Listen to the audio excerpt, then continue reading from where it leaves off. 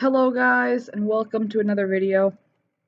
So this is kind of something that I'm doing because of time constraints and because well,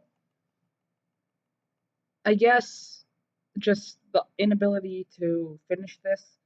The reviews for the Lego Ninjago Hands of Time sets will not be coming out. It's very late anyway. You could easily find them already. I do have all the sets built now. As of yesterday when I built Dragon's Forge, besides Samurai VXL because I didn't plan on buying that. So this is my alternative because these are much easier videos to make and it's very hard for me to actually get the camera set up, make sure it doesn't glitch out, and actually take the time to record a review. So I'm just going to go over in each of these videos 3 pros and 3 cons of each set. So this is going to be the first set, the Vermillion attack, and this will be for all the sets except for Samurai VXL since I don't have it. So now I guess let's get into it.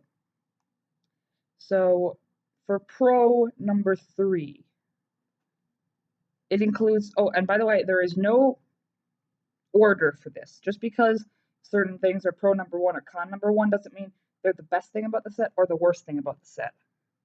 Also, these are opinionated. I might say a certain thing is good or bad, but you might say that thing is the opposite.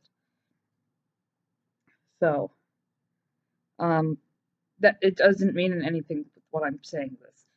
And of course, also, just because a set has pros doesn't mean it's the most amazing thing ever, and just because a set has cons doesn't mean it's the worst thing ever. So, with that out of the way, let's get into it. So, for pro number 3, Vermillion Attack, the Vermillion Attack, includes 3 minifigs for $10. I think this is a really good thing because that's very uncommon. Normally, 2 minifigs maximum for $10, sometimes even just 1. So it's very good that a set of its size includes 3 minifigures. This is basically the battle pack of Ninjago. If you want to get lots of Vermillion, buy this. You get 2 Vermillion every time. And you get that cool build. So, yeah, that's pro number 3.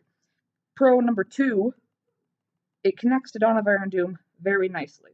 I'm not going to mention this in the Dawn of Iron Doom because I already mentioned it here. But at first, when I saw how they connected, I was like, I don't think that looks that good because this thing looks a lot smaller than the other two. But now, actually having it connected in person, I think it looks really nice and it looks like a really, really cool combined build. And for pro number 1 would be the function works really nicely. You can pop off the top, and also if you put snakes in there, then they will come out. It looks really nice, really cool function, and it's not very easy to lose the top because it's a pretty big piece, and the snakes don't fall out, so you won't lose them. But of course, every set also has cons along with pros.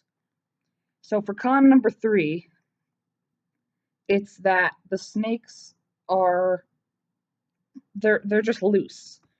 It's not that bad in this set, but it's really bad in some other sets. I'm not going to mention it in some other sets, but it is bad in some other sets. Because you get a bunch of snakes, but in this set you could put them all in the egg and you won't lose them, but in some sets there's nowhere to put them. So they could easily get lost. So that's con number 3. Con number 2, I don't have a problem with this. I actually kind of like how it looks, but the back side of the build looks very stony. I really like it, and I like how it's flat and stuff, but a lot of people really don't like it. So I had to mention that. And then another one that doesn't really affect me, con number 1, the bars on the back. They might interfere with display. If they weren't there, you could put it right up in the corner of the wall and it would fit perfectly in the corner, push right into the corner. But you can't do that because of the bars, which is kind of, I was like, oh, that would have been really cool when I was set up my display for Hands of Time, but now I don't really mind it because I connect it to Dawn of Iron Doom now in my display. But some people might have a problem with that. But yeah, guys, that is the top 3 pros and cons for the Vermillion attack. So, if you like this video, remember to like it, So, bonus, I'm sending future videos on my channel, or follow me on Twitter and Instagram, link in the description. With that being said, guys, goodbye.